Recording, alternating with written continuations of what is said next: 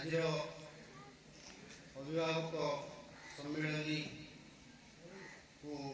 ମୁଁ ସମସ୍ତଙ୍କୁ ସ୍ୱାଗତ ଜଣାଉଛି।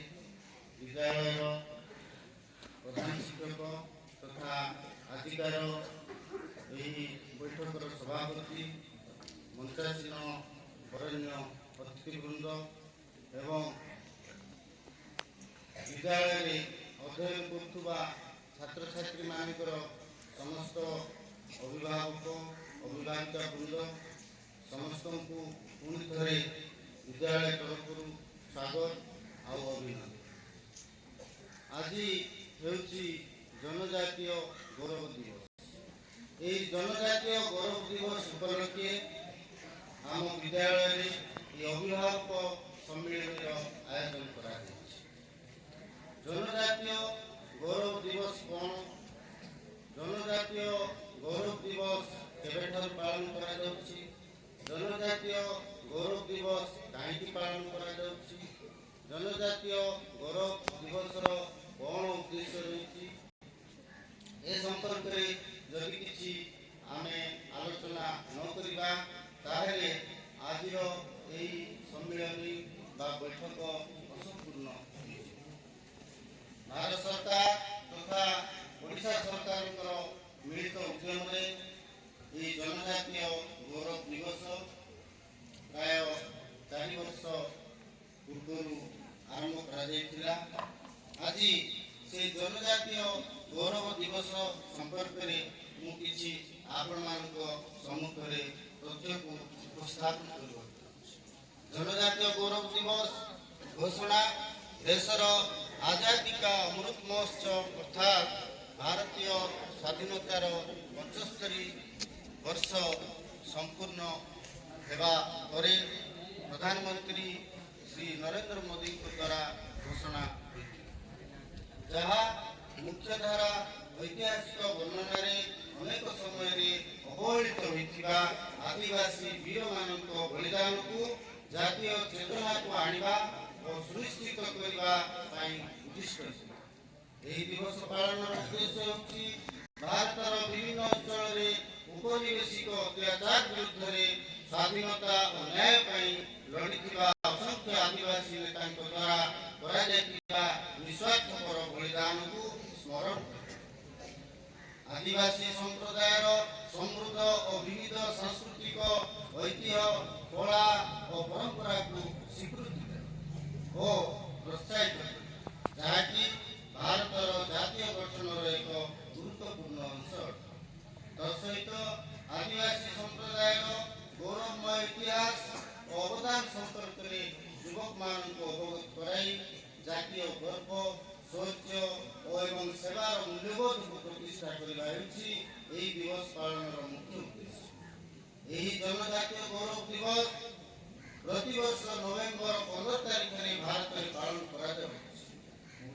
2021 ମସିହାରେ ଭାରତ ସରକାରଙ୍କ ଦ୍ୱାରା ପ୍ରାରମ୍ଭ କରାଯାଇଥିବା ଏହି ଦିବସଟି ହେଉଛି ଏକ ଗୁରୁତ୍ୱପୂର୍ଣ୍ଣ ଜାତୀୟ ଶ୍ରଦ୍ଧାଞ୍ଜଳି, ଯାହା ଭାରତର ଆଦିବାସୀ ସମ୍ପ୍ରଦାୟର ଅମୂଲ୍ୟ ଅବଦାନ, ବିଶେଷ କରି ସ୍ୱାଧୀନତା ସଂଗ୍ରାମରେ ସେମାନଙ୍କର ବୀରତ୍ୱପୂର୍ଣ୍ଣ ଭୂମିକାକୁ ସମ୍ମାନ ଜଣାଇବା ଏବଂ ସେମାନଙ୍କର ସମୃଦ୍ଧ ସାଂସ୍କୃତିକ ଐତିହ୍ୟକୁ ପାଳନ କରିବା ଲକ୍ଷ୍ୟ ରଖେ। ନଭେମ୍ବର 15 ତାରିଖ ଚୟନ ଅତ୍ୟନ୍ତ ଗୁରୁତ୍ୱପୂର୍ଣ୍ଣ ଅଟେ, କାରଣ ଏହି ଦିନଟି ପୂଜ୍ୟ ଆଦିବାସୀ ସ୍ୱାଧୀନତା ସଂଗ୍ରାମୀ ଭଗବାନ ବିର୍ସା ମୁଣ୍ଡାଙ୍କର ଜନ୍ମବାର୍ଷିକୀ। ଏହି ଦିବସ ପଛର ନାୟକ ଭଗବାନ ବିର୍ସା ମୁଣ୍ଡା 1875 ମସିହା ନଭେମ୍ବର 15 ତାରିଖରେ ଛୋଟନାଗପୁର ମାଳଭୂମି ଅଞ୍ଚଳରେ, ଯାହାକି ବର୍ତ୍ତମାନର ଝାଡ଼ଖଣ୍ଡ ରାଜ୍ୟରେ ରହିଛି, ସେଠାରେ ଜନ୍ମଗ୍ରହଣ କରି ବ୍ରିଟିଶ ଉପନିବେଶ ଦ୍ୱାରା ହେଉଥିବା ଶୋଷଣ ବିରୁଦ୍ଧରେ ଆଦିବାସୀ ସମ୍ପ୍ରଦାୟକୁ ସଂଗଠିତ କରି ଏକ ପ୍ରତିଷ୍ଠିତ ବ୍ୟକ୍ତିତ୍ୱ ଭାବରେ ଉଭା। ବିର୍ସା ମୁଣ୍ଡା 19 ଶତାବ୍ଦୀର ଶେଷ ଭାଗରେ ଫୁଲ ଫୁଲାର ନାମକ ଏକ ଶକ୍ତିଶାଳୀ ବିଦ୍ରୋହର ନେତୃତ୍ୱ ନେଇଥିଲେ। ଏହି ଆନ୍ଦୋଳନ ଆଦିବାସୀ ଜୀବନଶୈଳୀକୁ ବିପଦରେ ପକାଉଥିବା ଶୋଷଣକାରୀ ଭୂମିନୀତି ବିରୁଦ୍ଧରେ ଏକ ତୀବ୍ର ପ୍ରତିରୋଧ ଥିଲା। ତାଙ୍କ ଲଢ଼େଇ କେବଳ ରାଜସ୍ୱ ନୀତି ବିରୁଦ୍ଧରେ ନଥିଲା, ବରଂ ଆଦିବାସୀ ଭୂମି ଅଧିକାର ଏବଂ ସାଂସ୍କୃତିକ ଶୁଦ୍ଧତା ସଂରକ୍ଷଣ ପାଇଁ ଥିଲା, ଯାହା ପରବର୍ତ୍ତୀ ପିଢ଼ିମାନଙ୍କୁ ପ୍ରେରଣା ଯୋଗାଇଥିଲା।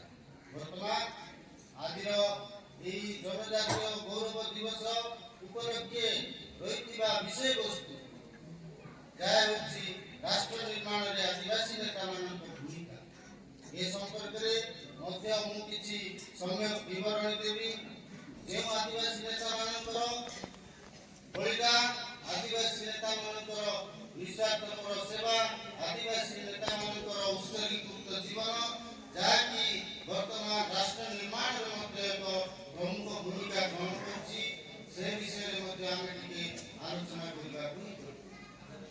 ଭାରତର ରାଷ୍ଟ୍ର ନିର୍ମାଣରେ ଆଦିବାସୀ ନେତାମାନଙ୍କ ମହତ୍ୱପୂର୍ଣ୍ଣ ଓ ମହାନ ଅବଦାନ ରହିଛି। ଭାରତର ବିକାଶ ଓ ସାର୍ବଭୌମତ୍ୱର ଇତିହାସ ଏହାର ଆଦିବାସୀ ନେତାମାନଙ୍କର ଅବଦାନକୁ ସ୍ୱୀକୃତି ନ ଦେଲେ ଅସମ୍ପୂର୍ଣ୍ଣ ହୋଇରହିଛି। କେବଳ ନିଷ୍କ୍ରିୟ ପ୍ରଜା ନ ହୋଇ ଆଦିବାସୀ ସମ୍ପ୍ରଦାୟ ଏବଂ ସେମାନଙ୍କର ନେତାମାନେ ଭାରତର ଭୂମି, ସଂସ୍କୃତି ଏବଂ ଗଣତାନ୍ତ୍ରିକ ନୀତିର ସୁରକ୍ଷା ପାଇଁ ଆଗଧାଡ଼ିରେ ରହିଛନ୍ତି। ଯାହାଫଳରେ ରାଷ୍ଟ୍ର ନିର୍ମାଣ ପ୍ରକ୍ରିୟା ପାଇଁ ସେମାନଙ୍କର ଭୂମିକା ଅପରିହାର୍ଯ୍ୟ ଅଟେ। ମୁଖ୍ୟଧାରାର ଜାତୀୟତାବାଦୀ ଆନ୍ଦୋଳନ ଗୁଡ଼ିକ ସମ୍ପୂର୍ଣ୍ଣ ଗତି ପାଇବାର ବହୁ ପୂର୍ବରୁ ଆଦିବାସୀ ନେତାମାନେ ଉପନିବେଶ ଓ ଜମିଦାରୀ ଅତ୍ୟାଚାର ବିରୁଦ୍ଧରେ ସଶସ୍ତ୍ର ପ୍ରତିରୋଧ ଆରମ୍ଭ କଲେ। ସେମାନଙ୍କର ସଂଘର୍ଷ ମୂଳତଃ ବାହ୍ୟ ଶୋଷଣ ବିରୁଦ୍ଧରେ ଭାରତର ସମ୍ବଳ ଏବଂ ସ୍ଥାନୀୟ ସ୍ୱାୟତ୍ତତାକୁ ସୁରକ୍ଷା ଦେବା ପାଇଁ ଥିଲା। ଭଗବାନ ବିର୍ସା ମୁଣ୍ଡା, ଆଲୁରି ସୀତାରାମ ରାଜୁ, ତିରୋଟ ସିଂ, ଶହୀଦ ଲକ୍ଷ୍ମଣ ନାୟକଙ୍କ ଭଳି ଅଗଣିତ ଆଦିବାସୀ ନେତା ବ୍ରିଟିଶ ଶାସନ ବିରୁଦ୍ଧରେ ଏକ ବୃହତ୍ ବିଦ୍ରୋହର ନେତୃତ୍ୱ ନେଇଥିଲେ ଏବଂ ଏହି ନେତାମାନେ ସୁନିଶ୍ଚିତ କରିଥିଲେ ଯେ ଭାରତର ଦୂରଦୂରାନ୍ତ କୋଣରେ ପ୍ରତିରୋଧର ଭାବନା ଜୀବନ୍ତ ଏବଂ ଅନେକ ସମୟରେ ସେମାନଙ୍କର ଦେଶପ୍ରେମ ପାଇଁ ସର୍ବୋଚ୍ଚ ମୂଲ୍ୟ ଦେବାକୁ ମଧ୍ୟ ସେମାନେ ପଛଘୁଞ୍ଚା ଦେଇନଥିଲେ। ଉକ୍ତ ଆଦିବାସୀ ନେତାମାନେ ସାଂସ୍କୃତିକ ସଂରକ୍ଷକ ଭାବରେ ଏକ ଗୁରୁତ୍ୱପୂର୍ଣ୍ଣ ଭୂମିକା ଗ୍ରହଣ କରିଛନ୍ତି, ଯାହା ଭାରତର ପରିଚୟକୁ ସମୃଦ୍ଧ କରୁଥିବା ବିଭିନ୍ନ ପରମ୍ପରା ଓ ସ୍ଥାୟୀ ପରିବେଶ ଅଭ୍ୟାସ ଗୁଡ଼ିକୁ ସୁରକ୍ଷା ଦେଇଥିଲେ। ଏହି ନେତାଗଣ ମଧ୍ୟ ସାମାଜିକ ସଂସ୍କାରକ ଭାବରେ କାର୍ଯ୍ୟ କରି ମଦ୍ୟପାନ, ଅନ୍ଧବିଶ୍ୱାସ ଓ ସାମାଜିକ ବାସନ୍ଦ ବିରୁଦ୍ଧରେ ଲଢ଼େଇ କରିଥିଲେ, ଯାହାଫଳରେ ସେମାନଙ୍କର ସମ୍ପ୍ରଦାୟ ଗୁଡ଼ିକ ଭିତରୁ ସୁଦୃଢ଼ କରି ଏକ ଆଧୁନିକ ରାଷ୍ଟ୍ରର ଆହ୍ୱାନ ପାଇଁ ପ୍ରସ୍ତୁତ କରିଥିଲେ। ଭାରତର ସ୍ୱାଧୀନତାର ଆବର୍ତ୍ତମାନ କାଳରେ ଆଦିବାସୀ ନେତାମାନେ ପ୍ରତିରୋଧରୁ ସକାରାତ୍ମକ ଅଂଶଗ୍ରହଣକୁ ପରିବର୍ତ୍ତିତ ହେଲେ, ଯାହା ଆଦିବାସୀ ଜନସଂଖ୍ୟାକୁ ଗଣତାନ୍ତ୍ରିକ ଢାଞ୍ଚାରେ ସମନ୍ୱିତ କରିବାରେ ଏକ ଗୁରୁତ୍ୱପୂର୍ଣ୍ଣ ଭୂମିକା ଗ୍ରହଣ କରିଥିଲା। ଆଦିବାସୀ ନେତା ଓ ବୁଦ୍ଧିଜୀବୀମାନେ ସମ୍ବିଧାନ ସଭାରେ ମଧ୍ୟ ଅଂଶଗ୍ରହଣ କରିଥିଲେ, ଯାହା ସେମାନଙ୍କର ଭୂମି, ସମ୍ବଳ ଏବଂ ସ୍ୱତନ୍ତ୍ର ପରିଚୟକୁ ସୁରକ୍ଷା ଦେବା ପାଇଁ ସମ୍ବିଧାନରେ ସ୍ୱତନ୍ତ୍ର ବ୍ୟବସ୍ଥାକୁ ସୁନିଶ୍ଚିତ କରିଥିଲେ। ଅନୁରୂପ ଭାବରେ ସେମାନେ ସାମାଜିକ ନ୍ୟାୟ, ଭୂମି ସଂସ୍କାର ଏବଂ ସମାନ ସୁଯୋଗ ଉପରେ ଧ୍ୟାନ ଦେଉଥିବା ନୀତିଗୁଡ଼ିକର ସମର୍ଥନ କରିଥିଲେ, ଯାହା ଅବହେଳିତ ସ୍ୱର ପାଇଁ ଗୁରୁତ୍ୱପୂର୍ଣ୍ଣ ଗଣତାନ୍ତ୍ରିକ ପ୍ରତିନିଧି ଭାବରେ କାର୍ଯ୍ୟ କରିଥିଲା ଏବଂ ବିକାଶ ଅନ୍ତର୍ଭୁକ୍ତ ଏବଂ ଶେଷ ମାଇଲ ପର୍ଯ୍ୟନ୍ତ ପହଞ୍ଚୁଛି ବୋଲି ସୁନିଶ୍ଚିତ କରିଥିଲା। ସାରାଂଶରେ ଭାରତର ଆଦିବାସୀ ନେତାମାନେ ସ୍ୱାଧୀନତା ସଂଗ୍ରାମରେ ସାହସ, ଜାତୀୟ ସଂସ୍କୃତିରେ ବିବିଧତା ଏବଂ ଗଣତାନ୍ତ୍ରିକ ଗଠନରେ ସମାନତା ଯୋଗାଇଛନ୍ତି। ସେମାନେ ହେଉଛନ୍ତି ଜଙ୍ଗଲର ସୁରକ୍ଷାକାରୀ ଏବଂ ସ୍ଥାନୀୟ ଶାସନର ପ୍ରମୁଖ, ଯାହା ଆଧୁନିକ ଭାରତୀୟ ରାଷ୍ଟ୍ରର ଏକ ଅତ୍ୟାବଶ୍ୟକ ସ୍ତମ୍ଭ। ଆଜିର ଏହି ଜନଜାତୀୟ ଗୌରବ ଦିବସରେ ରାଷ୍ଟ୍ର ନିର୍ମାଣରେ କିଭଳି ଆଦିବାସୀ ନେତାମାନଙ୍କର ପ୍ରମୁଖ ଭୂମିକା ରହିଥିଲା ସେ ସମ୍ପର୍କରେ ମୁଁ ଆପଣମାନଙ୍କୁ ସମ୍ୟକ ଧାରଣା ଦେଲି। ବର୍ତ୍ତମାନ ମୁଁ ବିଦ୍ୟାଳୟର ଛାତ୍ରଛାତ୍ରୀମାନଙ୍କୁ ଅନୁରୋଧ କରିବି ସେମାନେ ଆଗାମୀ କାର୍ଯ୍ୟକୁ ଆଗେଇ ନେବେ। ଧନ୍ୟବାଦ ସମସ୍ତ।